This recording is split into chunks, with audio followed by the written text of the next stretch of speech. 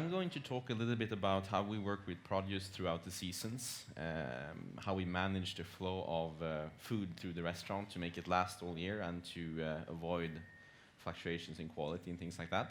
But I'm actually going to spend a couple of minutes first talking about a few other things, because being here for a couple of days, listening to how people look upon sustainability, I feel that we, and this is something that I'm guilty of as well, we tend to simplify a little bit too much.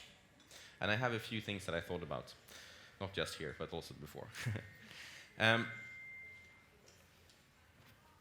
Sorry.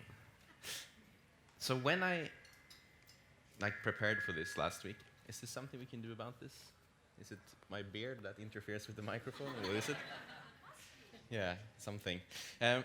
Last week when I was preparing for this, I read the results of a scientific study that had looked on the attitudes towards sustainability, environmental impact on a level of private individuals. And it found out that one of the major coming problems is that people think they do enough to offset their consumption, but in fact they don't. So what's happening right now is that people are deflecting from the most important problems because they focus on the wrong problems. And in Sweden, for example, one of the world's most environmentally cautious countries, where it's been mandatory to recycle for 25 years, and where almost everyone I know buy the vast majority of their products for the home from certified organic producers. We're still one of the worst countries in the world when it comes to the way we manage resources and how much we actually use of the world's resources. And still people in Sweden think that they do enough simply because they buy organic products and they do recycle, they sort all of their different plastics in all of the different 5 plastic bins and send them to different places and all of that. But it doesn't take away from the fact that the key issue is actually our consumption, that we just consume too much in our everyday lives. And I have a few little sort of thoughts around that as well that I'm going to do before I start my presentation. And one, which is concerning my business at Faviken, which is, I don't know any other restaurant that is operating today that's done more and put more resources into, managing these problems with sustainability, but for other reasons than sustainability itself. I mean, we have almost no organic waste. We have a compost reactor that turns all of, what's once lived into a compost that goes into the gardens. We recycle in 40 fractions. The only thing that goes to landfill is ceramics, and we haven't figured out what to do that, to do something else with that yet. But still, the most important thing we do, I think, for the environment is that we fully admit that we're entirely unsustainable. Because I'm absolutely certain that it's the most important thing you can do as a private individual, to really examine what you do and admit how it is. And Faviken is unsustainable in the sense that we use a lot of resources to produce a very extreme expression of culture, a fine dining dinner. But I also think that on a greater whole, the world is a nicer place to be because Faviken is there than it would if it wasn't there. And I think this is important because, who wants to live in a world where we just use every single day what we're allowed to have, and we're never allowed to do anything exceptional, anything inspiring, anything out of the ordinary?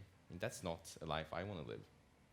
And I see sort of sustainability, environmental impact, a little bit like money. We have an allowance per person, your sort of salary for the year.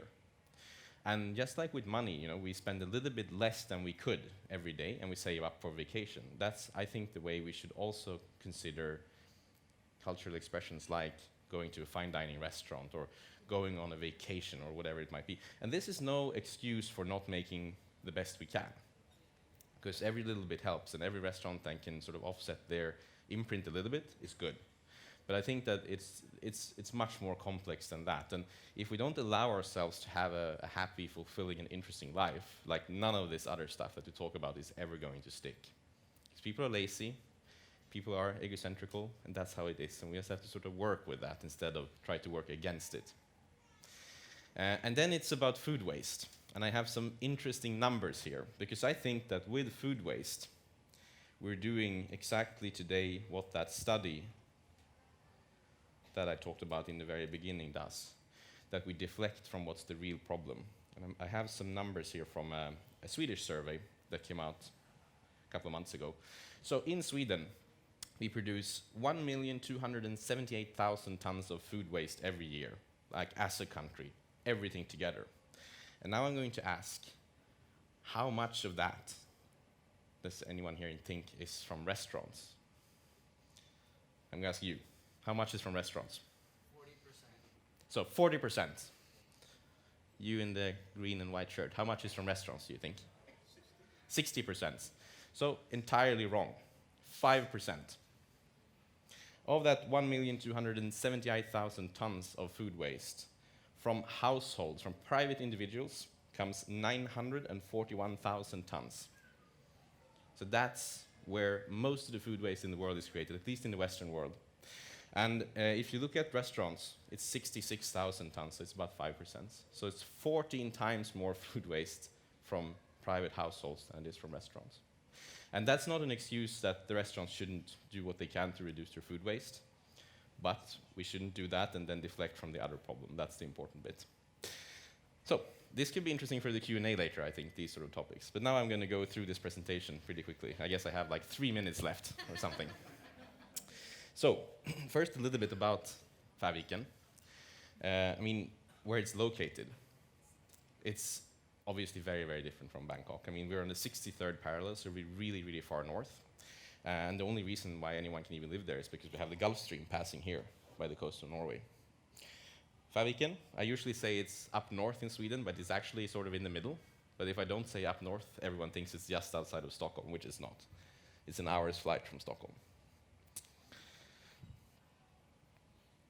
And this I just sort of took in because I think it's a little bit interesting, because it illustrates a really, really important difference between Scandinavia and Southeast Asia.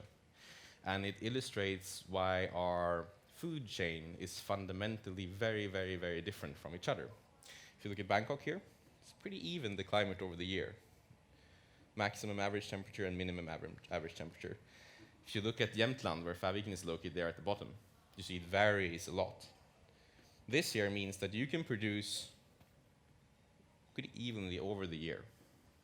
This here, it means that we can produce an excess here on that bump, which is the summer, but we can't produce anything in the winter, right?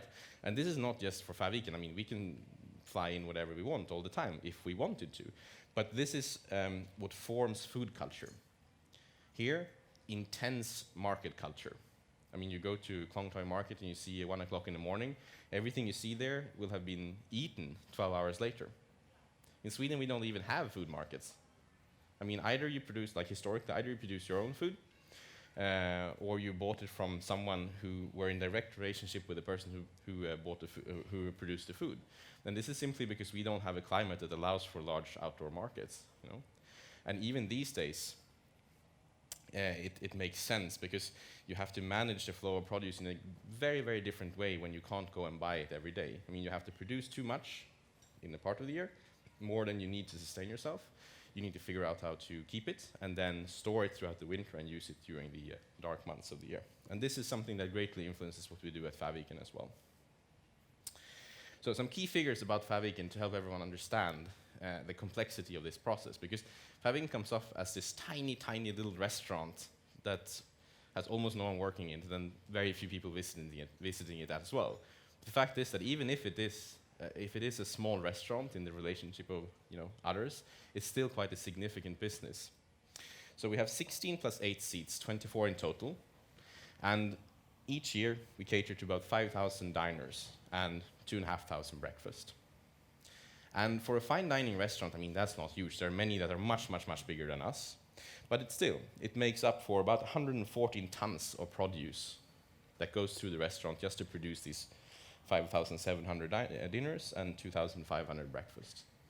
And this ties into the fact that we are fundamentally unsustainable, because it takes 20 kilos of raw material to produce a dinner at Färviken. And I mean, some of that is accounted by the fact that we only buy whole animals and we only buy whole fish and so on, so there's lots of bones and skin and things like that. But still, 20 kilos of produce per person.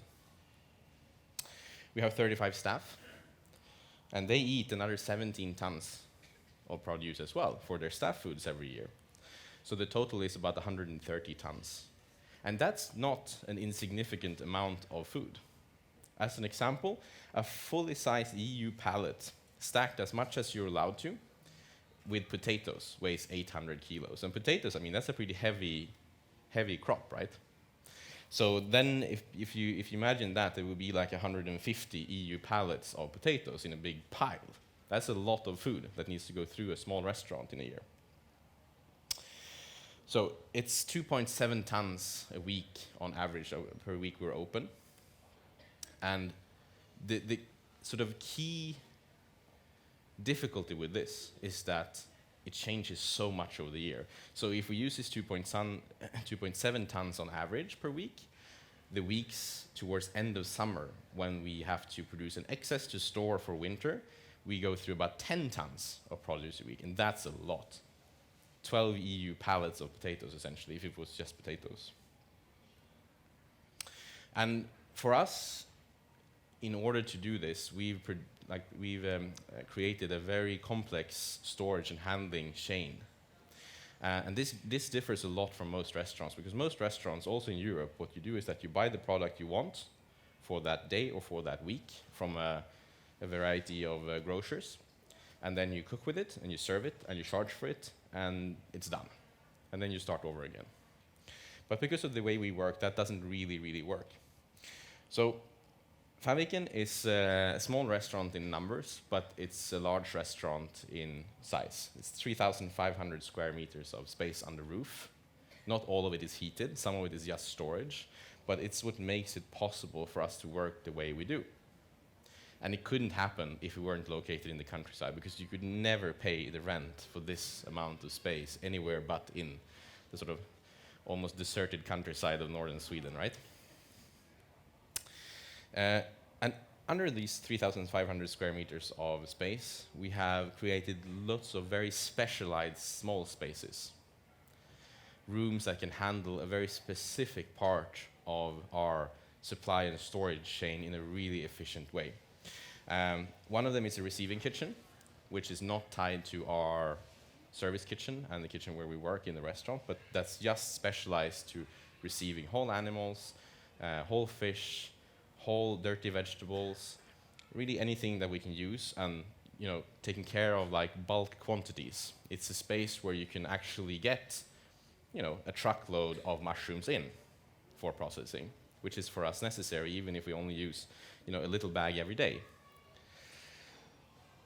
We have a prep kitchen, because for us also one of the most important changes we've done at Faviken is to introduce the idea of a shorter work week, where people work either daytime or nighttime, not both, which is sort of the norm in many restaurants like Faviken across the world. And in the prep kitchen, we do everything that's for the night and the day after. And then in the afternoon, when the evening shift comes in, all of that prep is transferred from the prep shift kitchen into the service kitchen and served to the guests. We have a butchery and a bakery, both necessary for their individual processes. Could not happen as being part of the normal kitchen because we just couldn't fit the stuff. I mean, if you buy a whole cow, for example, that would never fit in the kitchen at the same time as someone was baking bread and prepping the mushrooms. And then we have something that's really important there, a drying room. And I mean, you see in a lot of restaurants, you see the Excalibur dryers, the little black boxes that dry by heat. And they're really bad. I have a lot more than 5 minutes to go. He's holding up the sign. They're really bad because they dry by heat. And they take away a lot of aroma, and they take a long time. So we have a dedicated drying room where we condense humidity out of the atmosphere, and we dry at 18 degrees Celsius. And the condensation equipment in the room, it can take about 100 liters of water out of the atmosphere of that room in 24 hours. And this means that we can take 3 full speed racks with fresh herbs, for example. We can put them in that room. The day after 12 hours, we can take them out. They're bone dry, and they've never been above 18 degrees Celsius, meaning that they have all the green left and all of the most delicate aromas left. We have for storage, dedicated root cellar, which is a sort of passive cooling unit. It's a hole in the ground with concrete walls that uses the fact that the in-ground temperature varies very, very little over the year. So it usually keeps 3 to 4 degrees Celsius and 95% humidity, which is the ideal level of humidity to store anything that's grown in the ground, because it simply mimics the ground. So any type of root vegetable, for example, keeps for almost a year in there. We have a rough dry storage where we keep all of the things like twigs and stones and moss and things like, that are unpackaged, that can't go into the kitchen. And this makes up a very big part of our 3,500 square meters because it's big quantities. We have a normal dry storage where everything that's being processed in fall gets stored. And then we have like a meat fridge and a freezer. And deep freezing is something that's sort of frowned upon in most ambitious restaurants, but I actually think it's an amazing way of prolonging the shelf life of a lot of products. Not necessarily that we take, a nice piece of meat and we put it in the freezer, but things like berries for jam, mushrooms that are intended to be dried, things like this, where the act of freezing it for storage can actually even improve upon the process that you're going to sort of use the product for anyway in the end. And even if we have all of these spaces, it's not really enough for when we have like peak storage season, which would be like October, when all of the harvest from summer is in, when all of the products that we're going to use that we can't get in winter are processed and prepared and stored. Because we need just so much space. So instead of building all of that space, which would be very costly and very inefficient because it would be there unused most of the year, we simply rent refrigerating 40 feet shipping containers. And depending a little bit on what the menu is going to look like, it can be up to 3 of them in October. And then as we empty them, one by one, we send them back. So it's a very efficient system. And then towards beginning of summer, let's say in a couple of months from now, there are not going to be any shipping containers left there. So I'm going to use a few more minutes, yeah. So I'm just going to quickly also run through the various seasons and what it can look like. For me, the produce year starts with spring.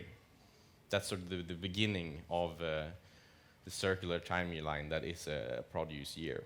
And spring to me is when the snow has melted away. Spring to most other people is actually when it's like all green and stuff. But to me, it's when the snow has melted away, because that's when we start preparing for the rest of the year. That's when we choose the seeds, when we plant them, when we transplant seedlings, when we prepare the fields, when we do all of these things that are integral parts of our cooking process, because that's how I view it. The choice of a carrot seed now, it dictates what kind of dish we're going to be able to cook with that carrot and when later in the year. Seeds. And this is something that's, I'm also a very passionate gardener, so this is super important for me. And then later in spring, we have the first green crops, like asparagus, for example, crops that are very interesting because they don't rely on photosynthesis to produce the edible bit, right? They do in a way, but they don't do it directly, because what they do is that they produce this plant, and they have photosynthesis the summer before, and they store all of that energy in the root to get ahead in the race of life and produce that sprout the year after.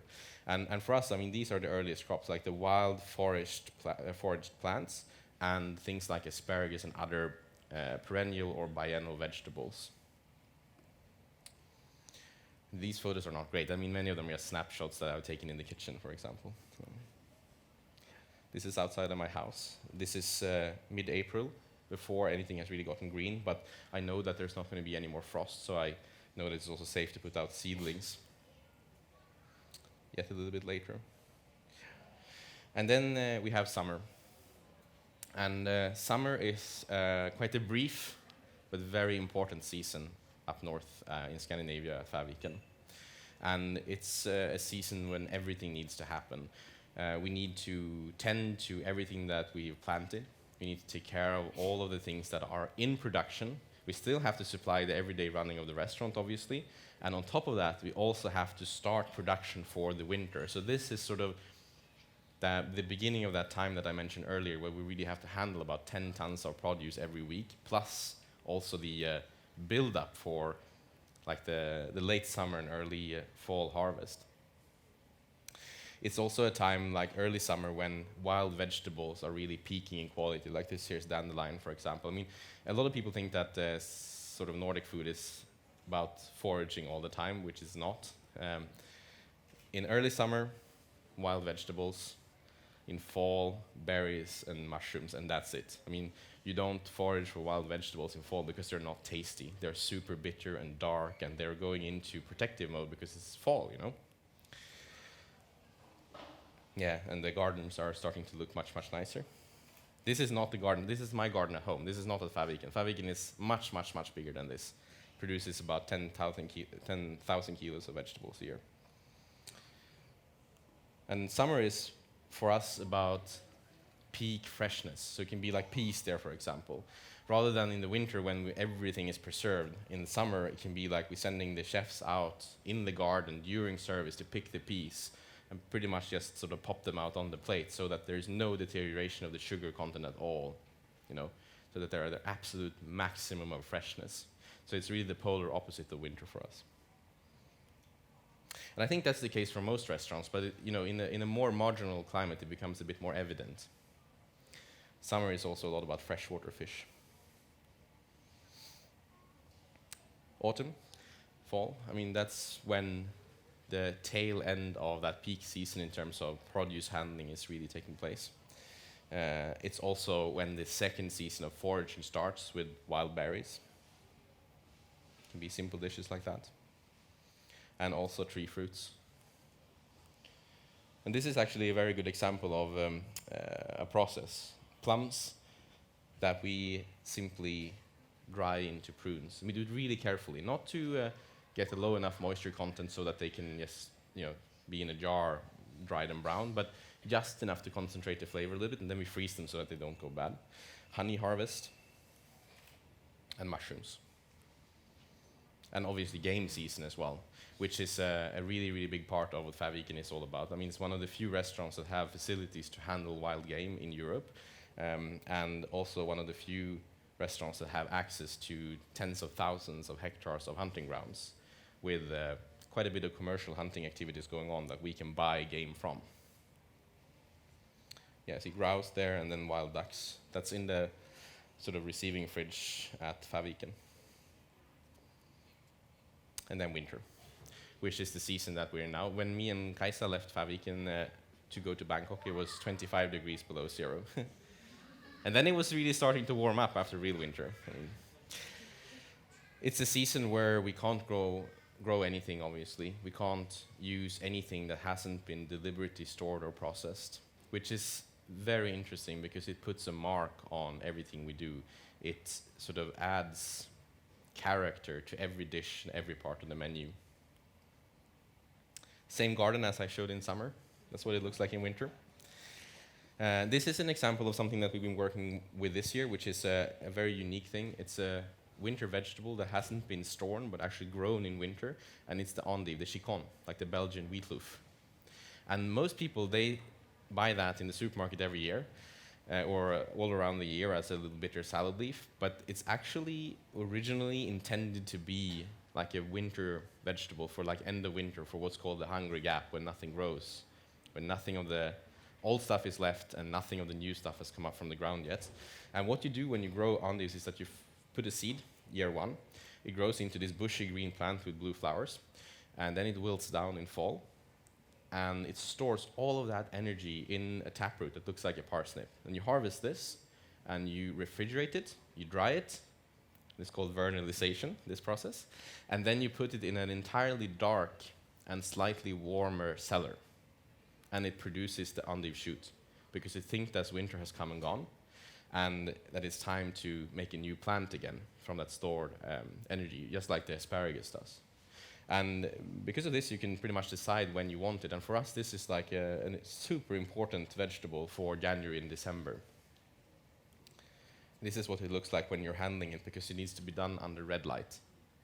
Because any UV light starts the process of photosynthesis in the endive, making it very, very bitter. Also lots of other things like processed beans, dried beans from summer. This is the root cellar, where we store all of the vegetables in winter. Cheese is also an excellent example of winter food, you know, where cows graze on grass in summer, grass having done photosynthesis, essentially harvesting sunlight, cows making it into milk, humans making milk into cheese, which is a very nutritious substance. Cheese is pretty much a solar light battery. Also, seafood season is in the winter for us. Lots of great seafood from the coast of Norway. And one of the most amazing products, frost, which we demoed in a dessert in a masterclass yesterday, but that we harvest from the branches of the trees and serve as a dessert. And also ice fishing. Yeah, and it was a little bit rushed there, but I think I almost kept my time, so sorry about that. Thank you so much. Thank you very much, Chef Magnus. All right, pal. It's time for the Q&A, or to any speaker that you have a question to for. Okay, but before that, while you're thinking of what to ask and asking who, we do have some baskets that we would like to pass around. นะเห็นบอกว่าทีมงานจะมีตะกร้ามาส่งนะครับใช่ไหมไม่มีแล้วมีปะโอเคครับครับ all right so what we're gonna do is all right I'm not gonna tell you what the items are for, but these baskets or bag whatever they are, okay, baskets will be passed around, and I'd like you to take one item each. All right, whatever you take. All right, I'm not going to tell you how that's going to end up, but just take one piece per person, if you please. นะฮะทยอยมาเลยครับ All right, we got fruits, vegetables. Am I getting to take one also? Yes, of course. Or you're going to have some of my wine. Thank you. เอาด้วยใจเย็นนิรันดร์ใจเย็นนะครับ Okay, any questions for any of our speakers, please? Okay, Dylan, ว่า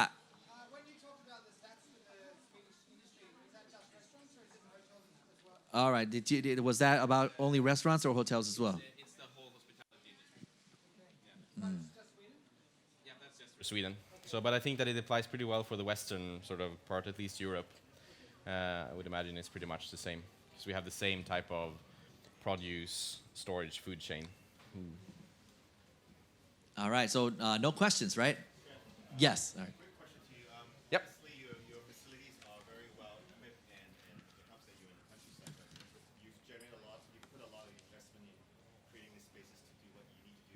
Situation. Unfortunately, in the reality of restaurant owners, we don't have the luxury because the investors doesn't get it. He needs to ROI on everything. So how do you perceive, like in terms of what we're talking about here, we're leaving here today, in terms of getting somebody to understand, or at least in small steps, how would you, when you started, what are the small steps that you had to take? Yeah, I mean that's always something that when you come like me from a very specific restaurant that has a tremendous opportunity to do things differently, it's something that we always try to remember, that everyone is not given quite the same opportunity. But the fact is that Faviken is sort of entirely, it sustains its own investments. So all of these things that I've shown you, they are things that the restaurant has paid for itself.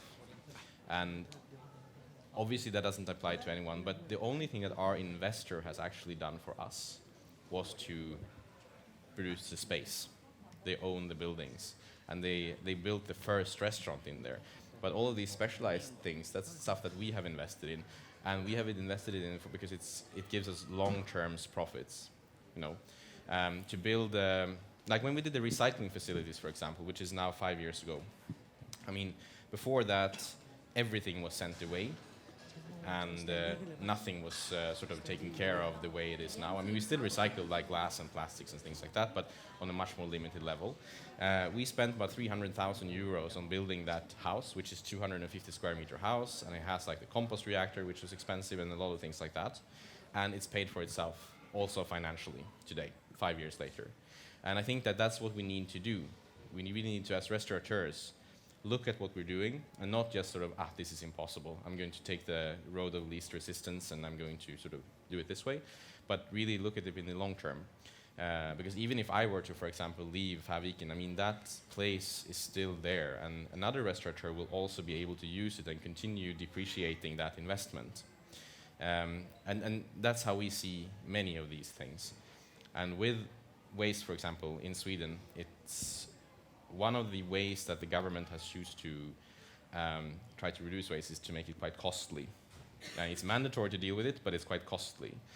So for us, that's the reason why we've saved so much money on building this place, the recycling facilities as an example, because we don't ship almost anything out anymore. Okay, we good? Anything else? Do we have the mic? Yeah. Just very quickly, can I ask about the frost dessert you mentioned at Yep. the end there? Can you tell me a little bit more about that? So when I grew up, one of the things that I liked to do was to eat frost from the trees. And frost is when you have high humidity conditions in the atmosphere at the same time as you have sub-zero temperatures. So humidity condenses onto objects and then forms like feathers of ice crystals. It just sort of turned into dessert, and it's one of the most amazing things because foraging is not just little green leaves, you know, it's also frost. Yeah. Thanks. We good? Anything else? Any more questions? We good? All right, so ladies and gentlemen, let's hear it for Chef Magnus, please. Thank you.